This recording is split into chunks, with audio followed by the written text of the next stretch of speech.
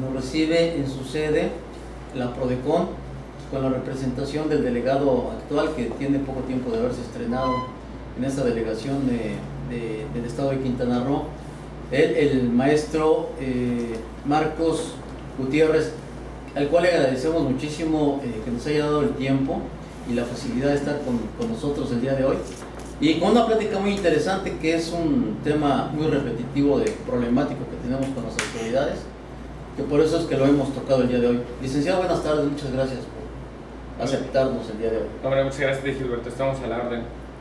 Bien, el tema que vamos a tocar hoy es el reiterativo que tenemos nosotros, que ellos conocen como sistémico, que es el problema de las devoluciones del IVA. Bueno, del IVA y de cualquier impuesto que nosotros solicitemos devolución. Entonces,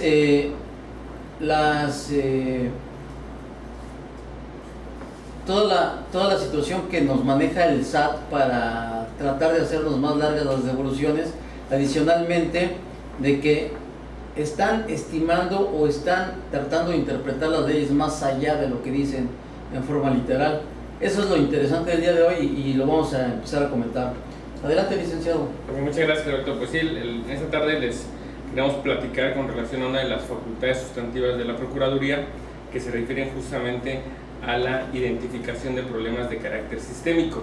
Esta facultad sustantiva se refiere justamente a identificar aquellos problemas que ocasionan perjuicios a los contribuyentes a efecto de poder proponer al SAT las recomendaciones que sean correspondientes. Y bueno, nuestra ley orgánica y a partir de nuestros lineamientos de operación señalan que los problemas sistémicos son aquellos que derivan de la estructura misma del sistema tributario y que se traducen en inseguridad jurídica, molestias, afectaciones o vulneran derechos en perjuicio de los contribuyentes, de una generalidad o de un grupo o categoría de los mismos. Entonces, a partir de aquí, la Procuraduría ejerce una de estas facultades, ejerce esta facultad y elaboró un estudio justamente de este problema sistémico, que es el 11-2013. Se publicó en nuestra página de internet hace no mucho tiempo. Ya estaba platicando el maestro aquí referente al tema que nos toca el día de hoy. Le cedemos la palabra, gracias. Muchas gracias. Les comentaba que la Procuraduría realizó un estudio, un análisis sistémico que es el 11-2013, publicado no hace mucho en nuestra página, y el tema con el que se nombró es la dificultad a la que se enfrentan los contribuyentes para obtener de la autoridad fiscal devoluciones de saldo a favor en materia de IVA. Entonces la plática sobre todo versará en platicarles en qué consiste este estudio sistémico, y al final les haré notar cuáles son las recomendaciones que la Procuraduría está emitiendo al SAT en este tema. Bien, trataré de desglosarlo por temas, por pequeños capítulos, para poderlo tener un poco más claro. La autoridad a la que se está sujetando a revisión en cuanto a este problema sistémico es la Administración General de Auditoría Fiscal Federal. Sin embargo, sabemos que ha venido bajando a las administraciones locales y que vienen operando de la misma manera. El problema, el problema se divide en los siguientes subcapítulos. Uno, en que el sistema, cuando se solicitan las devoluciones, aparece como en revisión o no autorizada la devolución, sin que se establezcan los fundamentos y motivos del por qué no ha sido autorizada. El segundo punto es que la autoridad fiscal no emite y notifica en sus plazos legales las resoluciones, no obstante que, si bien es cierto, mediante reglas podemos ver en el sistema el avance del trámite, pues también la autoridad está obligada a la emisión de una resolución y notificarla en términos del Código Fiscal. En consecuencia, también otro de los problemas que se ha advertido es que no se respetan los plazos para formular los requerimientos, y cuando se hacen requerimientos se exceden de facultades, pues solicitan prácticamente que se acredite la existencia de las operaciones económicas y no se limitan justamente a requerir aspectos de la materia de la devolución. Y finalmente también encontramos que, no obstante que la autoridad tenga elementos para que a partir del primer requerimiento se establezcan las inconsistencias a resolver, pues la autoridad tiene a bien formular otro requerimiento, y muchas veces, a pesar del segundo requerimiento, no hay una respuesta a la solicitud de devolución. Perdón, licenciado, nada más una observación. Más adelante vamos a abundar sobre el tema, o pudiera hacer algunas acotaciones sobre la solicitud de información que a veces hacen que es excesiva. De hecho, el tema sí se centra en la parte esta de la solicitud de devolución de información que es excesiva, y les platico aquí algunos criterios, y eso sí vamos a profundizar en eso. Como consecuencia de este problema sistémico, consideramos que los derechos transgredidos en contra o a los contribuyentes básicamente son los siguientes: el de seguridad y certeza jurídica, contenida en el 16 constitucional; el relativo a la devolución misma, es decir, la violación al derecho que tienen los particulares a acceder a esta devolución, contenido en la fracción segunda del artículo 2 de la Ley Federal de Derechos del Contribuyente; el derecho relativo a que las actuaciones les deben de ser los menos onerosas, en la fracción 9 del mismo artículo; el que las actuaciones se desarrollen en los plazos previstos, en la fracción 12 de ese mismo artículo; y finalmente el que las actuaciones les sean los menos gravosas para los contribuyentes. Aquí habría que hacer una distinción entre el derecho a que no sean lo menos onerosas y a que sean gravosas, en cuanto uno se refiere al aspecto de cantidad en dinero, y el otro en cuanto a lo laborioso que puede ser cierto trámite. Ahora bien, hay un criterio fresco ahí de tribunales que hablan de la sistematización del artículo 22, y yo quiero empezar con esto porque este criterio, que es muy reciente, sí nos da una luz muy clara respecto de lo que contiene el artículo 22 y el desglose que se debe de realizar. Del artículo 22, prácticamente del Código Fiscal, se desprende que una vez que se presenta la solicitud, la autoridad tiene básicamente tres opciones: acceder a la solicitud, ya sea total o parcial, negarla, o bien tener por desistido el trámite. Ahora, el primer punto del que partimos es que la autoridad debe analizar, cuando le llega la solicitud, debe de analizar si cuenta con los motivos suficientes para resolver de fondo. Es decir, yo tengo mi solicitud, analizo que realmente exista la procedencia para poder acceder a la devolución. En caso de no contar con esos elementos suficientes, la autoridad debe de requerir lo necesario para justamente acceder y resolver de fondo, y para eso tenemos 20 días, como señala el código. Y aquí hay una bifurcación. En el principio tenemos que puede darse que el contribuyente no cumpla, es decir, que dentro de estos 20 días no aporta lo que se le requiere, y en consecuencia vendrá el desistimiento. El otro supuesto está en que el contribuyente cumple, y este cumplimiento puede también darse en dos formas: parcial o total. Si el cumplimiento es total, pues evidentemente la consecuencia natural debería ser, o debe ser, que se decida sobre la procedencia o improcedencia de la devolución. Si el cumplimiento del contribuyente es parcial, entonces la autoridad puede hacer un segundo requerimiento, que es dentro de el término de 10 días, especificando justamente cuáles son los elementos que se requieren para estar en posibilidad de resolver de fondo. Es decir, del análisis integral al artículo 22 podemos advertir que se establecen plazos y procedimientos muy claros para que la autoridad cuente con las herramientas necesarias para determinar si es procedente o no la devolución, y no contiene un procedimiento largo, tortuoso, de tal forma que se preste para que la autoridad pueda ir ampliando los plazos. Ahora, la Procuraduría, ya un poco más entrando al fondo, a la profundidad del análisis sistémico, emitió un criterio sustantivo. Es el criterio sustantivo 17/2013, CTN, que se encuentra consultable en nuestra página, y que lleva por rubro devolución de saldos a favor. ¿Qué tipo de información o documentación puede requerirse por la autoridad fiscal? Y es aquí donde empezamos justamente a comentar el tema que abarcaba el contador respecto de estos requerimientos que de repente empiezan a ser excesivos, y que se traslada inclusive la carga probatoria de la operación comercial a un tercero respecto de operaciones o acciones más bien que el contribuyente propiamente no tiene a su alcance y que le impiden acceder a la devolución. En este criterio sustantivo, les decía, es el 17/2013, se establece que la autoridad solo está facultada para requerir información y documentación que se encuentre en posesión del causante requerido y que guarde relación con lo que debe acreditarse para la procedencia de la solicitud. Es decir, la Procuraduría ya se ha pronunciado en el sentido de que la autoridad no puede requerir cualquier cosa, sino que debe de requerir aquella información y documentación, uno, que se encuentre en posesión del causante, del contribuyente, que esté a su alcance, y dos, que guarde estrecha relación con las operaciones que están vinculadas con la materia de la devolución. Licenciado, había muchos excesos por parte de la autoridad. Por ejemplo, una persona que solicitaba una devolución de impuesto sobre la renta, le decía el SAT, es que el contribuyente que dice que te retuvo impuestos no los pagó. Bueno, y yo como contribuyente, como simple mortal, ¿qué puedo hacer? De irle a decir al empleador, oye, me dice la autoridad que no pagó. Primero, ni nos va a hacer caso la empresa. Claro. Segundo, no nos va a dar la información. Tercero, luego nos decían que la declaración anual deberíamos de proporcionársela.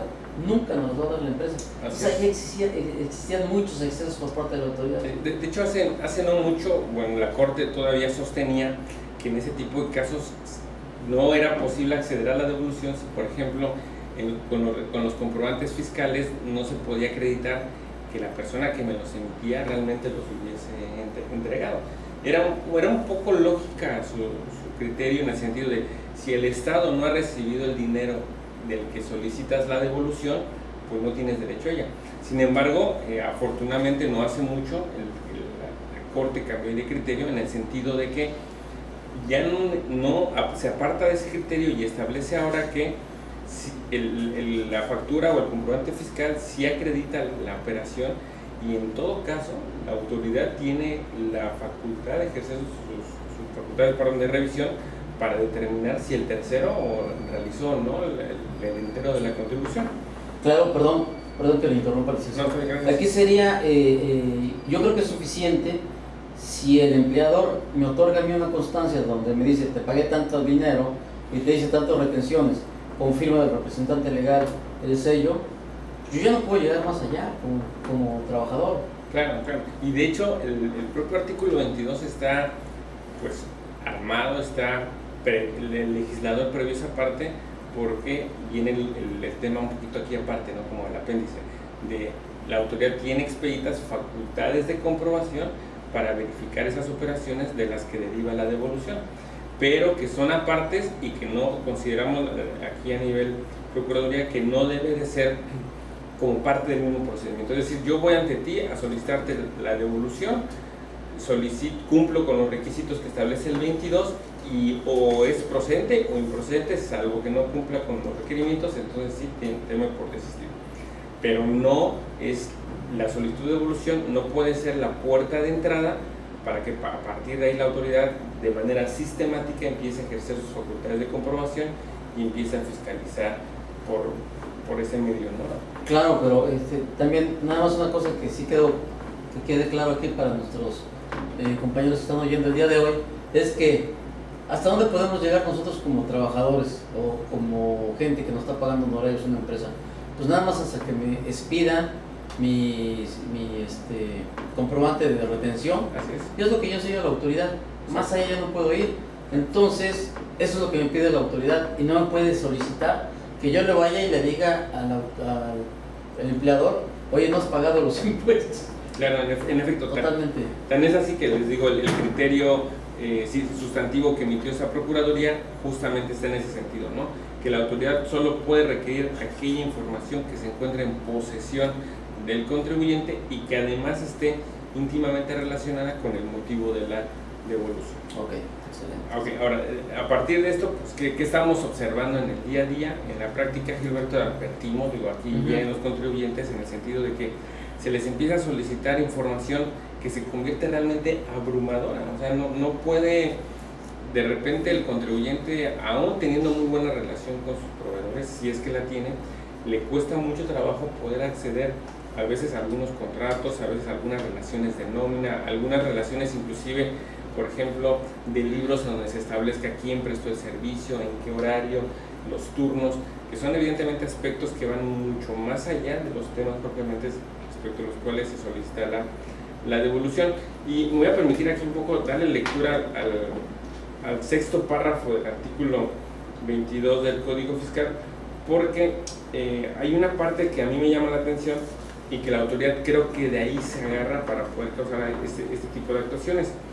ahí casi a la mitad del segundo párrafo, del sexto párrafo dice: las autoridades fiscales, para verificar la procedencia de la devolución, podrán requerir al contribuyente en un plazo no mayor de 20 días posteriores a la presentación de la solicitud de la devolución los datos, informes o documentos adicionales que considere necesarios. Entonces, pareciera que esa expresión de que considere necesarios como que le abre la puerta, ¿no? Está abierta, ¿no? Claro, pero adelantito es muy claro el precepto en donde dice y que estén relacionados con la misma. Es decir, sí le puedes pedir, por decir de alguna manera, cualquier cosa, pero claro, tienen que estar relacionados con ese tema, ¿no?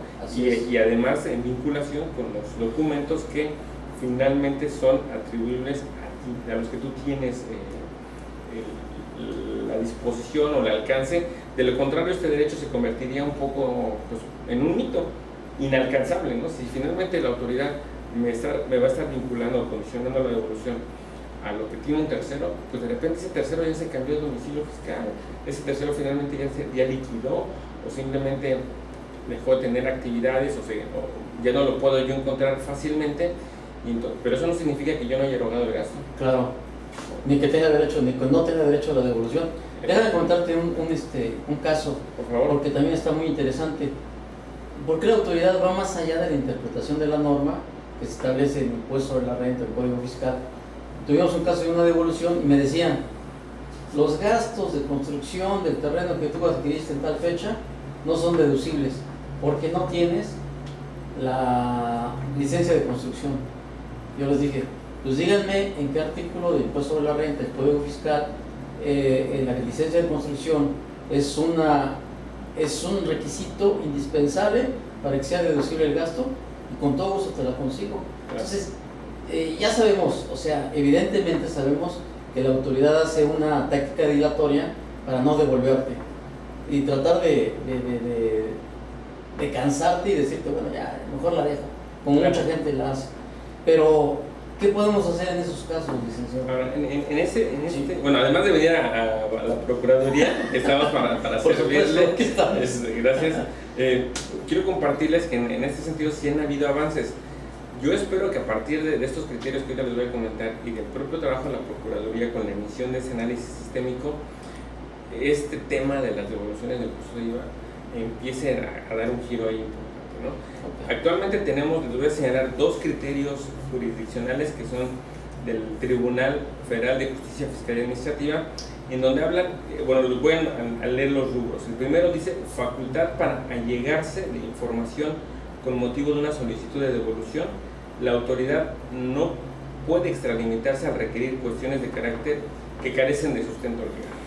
Y el segundo dice que devolución de contribuciones, la autoridad fiscal está obligada a motivar y fundar en la resolución definitiva la necesidad de los documentos requeridos y su relación directa con la solicitud misma para proceder a resolver la devolución.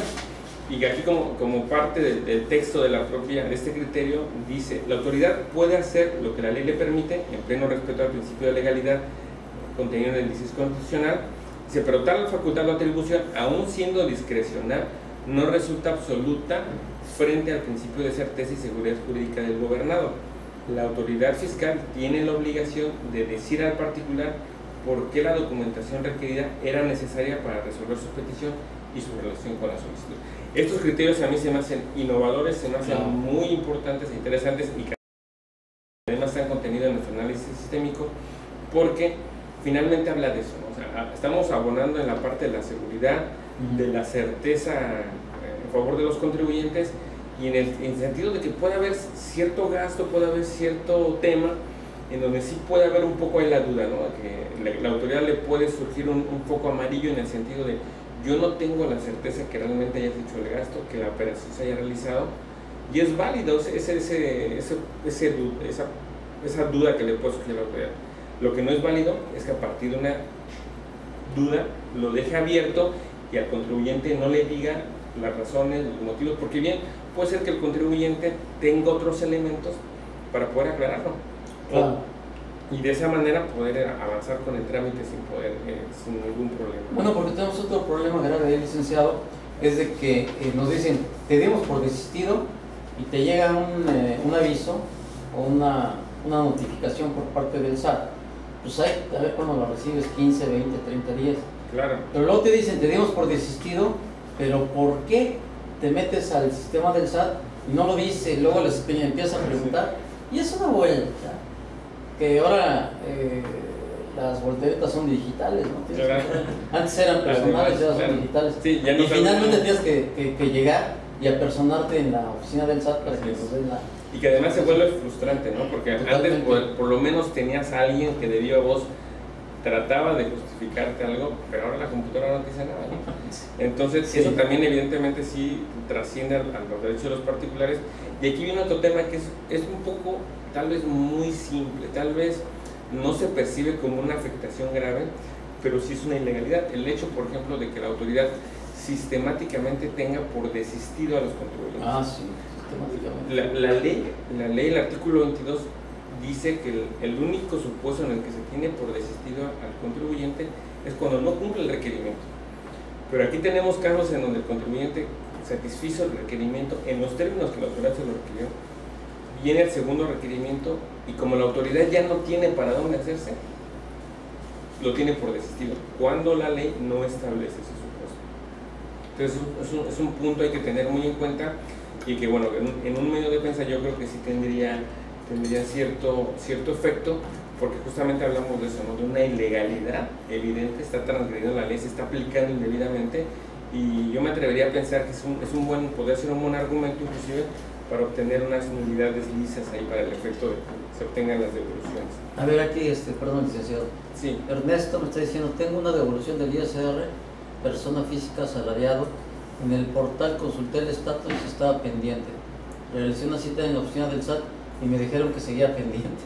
Días después viste el portal y decía que estaba desistido. Claro. No, además les voy a decir un caso. Tenemos el caso de un contribuyente que en el portal aparecía como autorizada la devolución y que prácticamente estaba en el proceso del depósito bancario. Cuando lo vuelve a revisar, le aparece el mismo caso, ¿no? Desistido. Ahora, en este tipo de casos, la Procuraduría, ¿qué está haciendo? ¿Qué está implementando? Está abriendo procedimientos de quejas, en donde vienen los contribuyentes, les recibimos evidentemente la documentación que tienen y empezamos a instaurar estos procedimientos para que a través de ellos la autoridad nos diga cuáles fueron las razones por las cuales justamente no le autorizó la devolución. Claro. Incluso ya por aquí tenemos un caso en donde a través de este procedimiento de queja le acompañamos a la autoridad de los elementos que supuestamente parecía que no tenía el contribuyente, para efecto de que vía queja se pueda solucionar y de una manera breve y de una manera ágil a través de estos procedimientos se puedan tener acceso a las... Ojalá y se pudiera, licenciado, mira aquí me comenta también, el trámite lo tenía que hacer nuevamente por el portal. Ya llevo más de 6 meses. Mi querido Ernesto, déjame decirte que yo llevo 3 años con una devolución del IVA. Vamos a hacer un análisis con todas las devoluciones que solicitamos a través de la ANAFINET, y la que tenga más tiempo vamos a celebrarla con copia al SAT para que se den cuenta de que es excesivo. No, de veras es que está bien. Sí, no, actualmente es un tema terrible. Es un tema que la autoridad no quiere acceder a las devoluciones de manera natural como lo venía haciendo, y es un poco por la parte esta del tema de que pareciera ser que están cuidando mucho los antecedentes, pero evidentemente eso sí es atentatorio a los derechos de los contribuyentes, como lo hemos venido manifestando. Entonces, aquí llegando a un poco ya como que a las conclusiones de este problema sistémico, te voy a mencionar algunas de manera muy breve, y al final te voy a señalar las 3 que son muy enfáticas en lo que establece la Procuraduría. Dice, como primera concluimos que las autoridades se extralimitan en las facultades para comprobar material y fehacientemente las operaciones que llevan los pagadores de impuestos y que originan la solicitud de devolución. Evidentemente, eso es muy claro, eso es muy notorio. El segundo punto es que el artículo 22, sexto párrafo, no faculta a la autoridad para solicitar la comprobación de la existencia material y la sustancia económica de las operaciones que realiza. Y eso ya es totalmente materia de las facultades de comprobación. La autoridad quiere verificar que realmente se realizó la operación comercial y en qué forma y con base en qué, pues necesariamente tendría que empezar a ejercer sus facultades de comprobación, pero no a partir del procedimiento de solicitud de devolución. Sí, por supuesto. Y aquí viene ya la parte de las recomendaciones que la Procuraduría está efectuando al servicio de la Administración Tributaria. Aquí el punto a resaltar, Gilberto, es que a partir de este análisis sistémico, de este trabajo que hace la Procuraduría, la intención es decirle al SAT: mira, consideramos que estás vulnerando estos derechos y te recomendamos que dejes de hacer ese tipo de cosas para que haya un giro, para que haya un cambio. Entonces, la Procuraduría está muy al pendiente de esta situación, está ahí, porque además es un problema a nivel nacional, no es un tema local, es un tema a nivel nacional. En todas las delegaciones tenemos, en algunas el problema es más marcado, es muy marcado, en otras apenas empieza a detonar, pero bueno, ya lo estamos ahí atendiendo. Y como parte, como digo, las tres conclusiones a las que llegó la Procuraduría en este estudio, en este análisis sistémico, están las siguientes. La primera, se le dice al SAT que respeten, cuando se formulen requerimientos basados en el artículo 22, sexto párrafo del Código Fiscal, para verificar la procedencia de las devoluciones solicitadas, el plazo de 20 días establecido en el propio precepto legal. Recomendando especialmente a la Procuraduría que se funde y se motive conforme a derecho los requerimientos que se lleguen a formular y que sean siempre en estricta relación con la propia solicitud de la devolución. Entonces, este primer punto es: uno, por favor, respeta los plazos. Si la ley te está marcando 20 días y 10 para el segundo requerimiento, pues hazlo en esos términos. Porque si no, dejamos al contribuyente, como en tu caso, 3 años en zozobra, y entre que le estira y afloje, y pareciera ser que estamos entrando al juego de a ver quién se cansa primero. Exactamente, así y pues, es. Bueno, ahí es un daño evidentemente muy fuerte a los contribuyentes. Y el segundo punto es que esos requerimientos que se formulen pues deben estar siempre en estricta relación con la propia solicitud de devolución. Ahora, como el segundo punto de las observaciones, sugerencias y recomendaciones que la Procuraduría hace al SAT, está que cuando se determinen que la solicitud de devolución está en revisión o bien no autorizada, esto es decir, cuando aparecen esas leyendas en el sistema, funden y motiven sus actos. O sea, no basta que me digas está en revisión, no autorizada o está en proceso, eso realmente no dice nada. Entonces, que funden y motiven debidamente estos hechos, como marca el derecho humano consagrado en el artículo 16 constitucional, y que independientemente de la publicación que haces en la página, cualquier acto, no solo de afectación, sino de simple molestia, debe de respetar este derecho fundamental. Este punto ya lo va a respetar el SAT. ¿Hay alguna...? Esa es la recomendación que se le está haciendo, claro, se le está diciendo. Y además, la parte interesante que no comenté, esa recomendación se le notifica al SAT y el SAT debe dar una respuesta. Debe de pronunciarse al respecto, y la intención de la Procuraduría es justamente lograr que se ajuste su actuar. Porque con esta recomendación, si le hicieran caso, acabaríamos con los abusos, como lo que te decía. Si me dicen, oye, debes de presentar tu autorización de construcción por parte del municipio, bueno, fundamentamela, dime en qué artículo del Código Fiscal o del Impuesto de la Renta se encuentra establecido esta obligación, y con todo gusto te hago caso. Entonces ahí es cuando ya se van a someter a hacer un trabajo limpio. Pero ahora, ¿con eso qué se pretende? Pues que los contribuyentes tengan certeza. Como tú dices, tengo la certeza de por qué sí procede mi devolución o por qué no, a partir de no haber exhibido cierto documento, no cierta información. Claro, déjame contarte aquí otro. Por favor. Eric C. de Tlaxcala. Tuvimos el caso donde nos requerían acreditar la retención del ISR que el patrón realizaba. Se acreditó con la constancia de retenciones y la autoridad dijo que no era prueba suficiente y volvieron a requerir lo que comentaba. Claro. Aquí a los amigos de ahí de Tlaxcala les comento, está la delegación de la Prodecon en Puebla, entonces que tiene jurisdicción en ambos estados, entonces se pueden acercar, en la página están todos los datos de las delegaciones para que puedan acercarse a ella y poder tener el apoyo y la asesoría que les brindamos en cada una de nuestras delegaciones. Igual, Ernesto, el comentario que hice hace un momento fue un poquito irónico, pero es que si nos ha pasado a mucha gente. Tenemos años con devoluciones, no soy el único, somos muchos, pero si tienes la oportunidad de que antes de que agotes o quieras invertir en un abogado para que te lleve el caso y te tardes 2 o 3 años, acércate a la Prodecon de tu localidad, no sé en dónde estés, Ernesto, y ellos te van a apoyar bien, pero sí es un problema sistémico, como dice el licenciado, a nivel nacional. A ver, Ernesto dice, cuenta la leyenda que las solicitudes de devoluciones hay que acompañarlas con la fe de bautizo. No me crean, igual estoy divagando, de fe, gracias. Bueno. Igual y luego te piden la, ¿cómo se llama? La de... el acta de función. Pues es que en términos reales pareciera ser que sí, la solicitud de devolución se transforma en un acto de fe.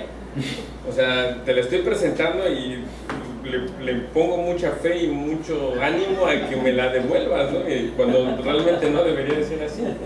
Y bueno, el último punto que la Procuraduría está recomendando en este tema es que cuando las autoridades formulen los requerimientos, a que se refiere el numeral 2 de este documento, que es justamente por la adolescencia de algún requisito, deben abstenerse de requerir a los contribuyentes vía la facultad que les concede el sexto párrafo del artículo 22 para que acrediten la existencia material y fehaciente de las operaciones que realizan, que es este tema que decíamos, ¿no? Se van a centrar con el caso que nos comentaba Eric, de que oye, me están pidiendo una cuestión que además es un poco ajena a mí, entonces que la autoridad se busque que se abstenga justamente de hacer esto y que los requerimientos que se hagan realmente estén relacionados, como te decía, de acuerdo con nuestros pronunciamientos, con la documentación que tiene acceso el contribuyente y además que estén íntimamente relacionadas con el motivo de la devolución.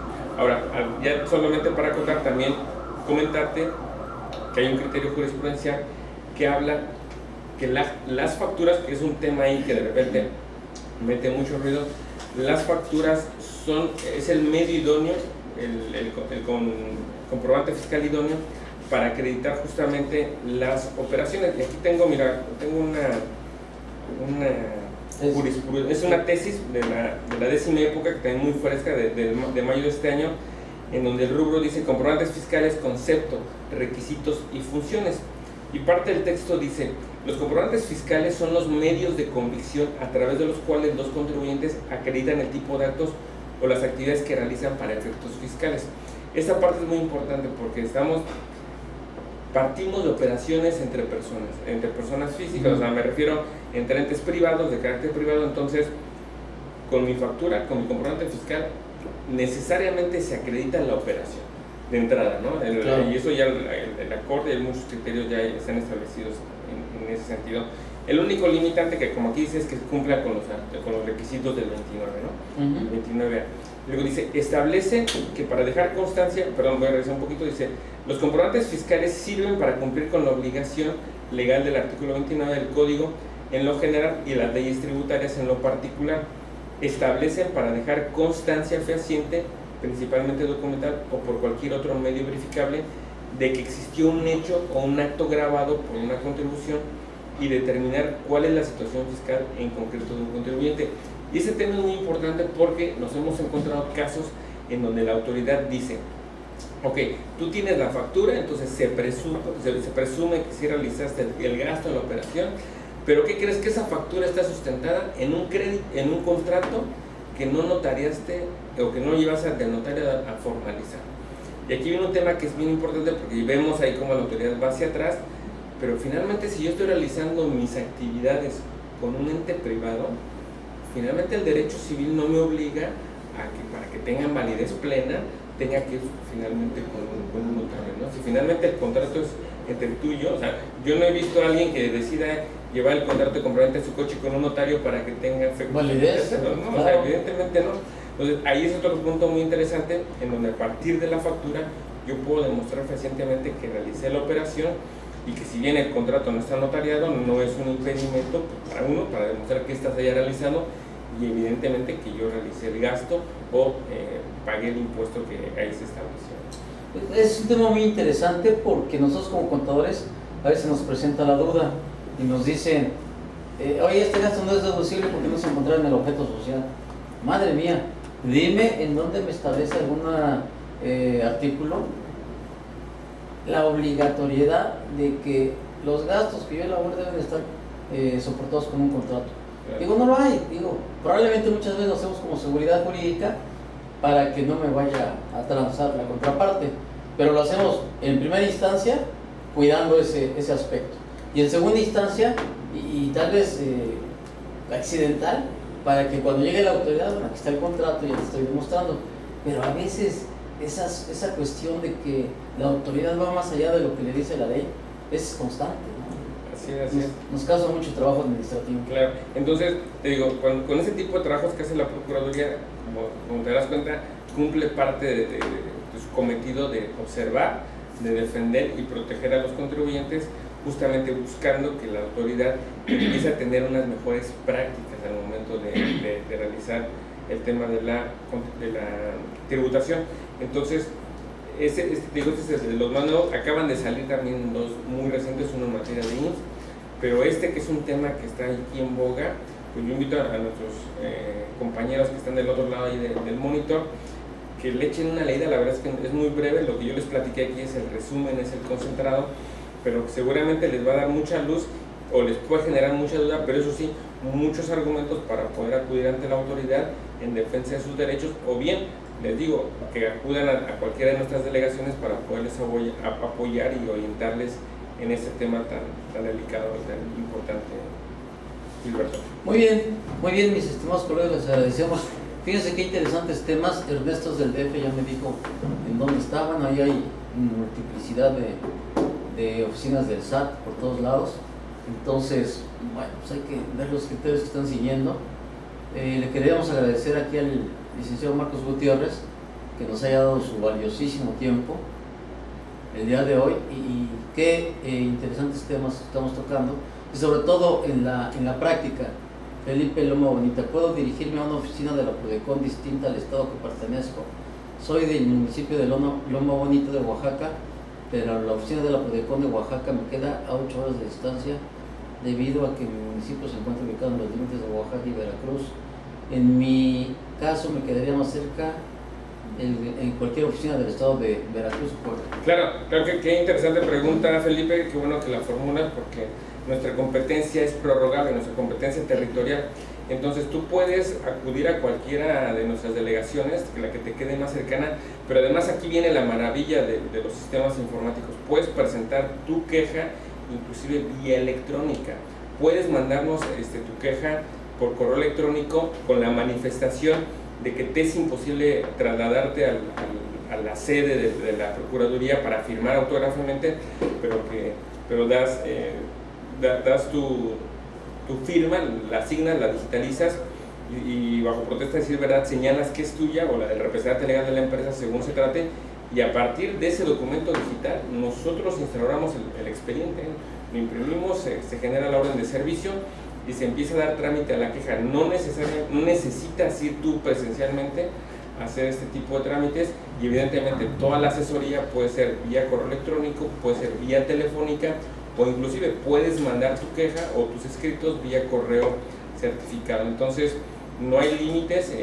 Aquí la Procuraduría justamente busca estar cerca de los contribuyentes y facilitar. Estamos rompiendo el paradigma de la burocracia tradicional, en donde queremos apoyarnos de los mejores sistemas de información o de informática, mejor dicho, y facilitar la comunicación entre contribuyentes y autoridades a través del trabajo que realizamos, y sobre todo tengan presente que cualquier servicio es gratuito. Muy bien, pues ahí está, Felipe. Ya sabes que lo puedes hacer vía internet y vas a tener los mismos resultados. Y lo que es muy importante, los que los quiero invitar a que piensen, es hay que medirle para meternos en un pleito si contratamos un abogado, porque en muchas ocasiones el contribuyente no tiene la capacidad económica para el pago de los honorarios de un abogado. Entonces hay que hacer uso de la Prodecon. A ver, me dice Eric, sí, perdón, ¿cuál fue el número de la recomendación con relación a la negativa de la devolución? A ver, ahorita te lo damos. Es el análisis sistémico 11/2013. Lo encuentran en la hoja. Claro, en la página de la Procuraduría, prodecon.gov.mx, le das allá al buscador y te lo arroja. Análisis sistémico 11/2013. Y nada más aquí complementando un poco, Gilberto, lo que estaba comentando un poquito antes de esto, es que tengan en cuenta, como bien dice Gilberto, que nosotros tenemos el servicio de representación legal. El tope ahí de cuantía es de 715,000 pesos aproximadamente. Muchas de las devoluciones que se niegan entran en esta cuantía. Aquí, de hecho, y además otra parte interesante, que nuestros servicios, tanto de queja como de representación legal, no son incompatibles, pueden tramitarse los dos y de esa manera buscar las dos vías para poder alcanzar la devolución que se esté pretendiendo. Muy bien, pues ya saben, ahí tienen toda la información. Por favor, entren a la Prodacon, nos va a echar una muy buena ayuda en los problemas que tengamos de montos hasta los 700 y tantos mil pesos. Y bueno, midiéndole, porque le podemos dar un mejor servicio a nuestro contribuyente, a nuestro cliente. No me queda más que agradecerles que hayan estado conmigo todo este año 2013. Cerramos el día de hoy las pláticas, regresamos en enero, pero creo que han sido interesantes. Hemos obtenido mucho de toda la gente que afortunadamente tenemos gente que nos da oportunidad de utilizar su tiempo para darnos comentarios acerca de las experiencias que tienen. Pásensela muy bien, disfruten la Navidad, el Año Nuevo en compañía de sus familiares y lo mejor para ti, mi querido licenciado, que te la pases muy bien también. Muchas gracias, Gilberto. Igualmente, felicidades a todos los que están de aquel lado y pues será un gusto recibirles un día aquí, ya sea en nuestra delegación en Quintana Roo o bien en cualquiera de las delegaciones de la República. Ok, les agradecemos como es de costumbre a Alejandro de Michoacán, Alfredo de San Luis Potosí, Ami de Guadalajara, Axel Ross, a Betty de la Piedad, a Carolina de Querétaro, Ceci González del DF. Ceci, ya te vi tus artículos que estás escribiendo para la hoja de Santa Fe. Cristóbal Fraga, Emanuel del Estado de México, Felipe de Loma Bonita, Fernando de Puebla,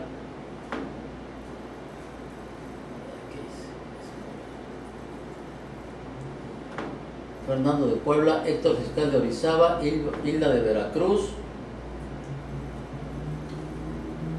A ver, déjenme verlo. Es que traigo aquí un mouse que está medio necio, está impertinente. Fernando de Puebla, Héctor Fiscal de Orizaba, Hilda de Veracruz, Jesús Gutiérrez del DF, Juan Hernández del DF, Marcos, Marianita de Puebla, muchos saludos Marianita, Pedro Raimundo de Chiapas, Roger de Lomo, Guanajuato. Gracias a todos por estar con nosotros y nos vemos y nos oímos el próximo año. Gracias, colegas, que estén muy bien. Hasta luego, muchas gracias.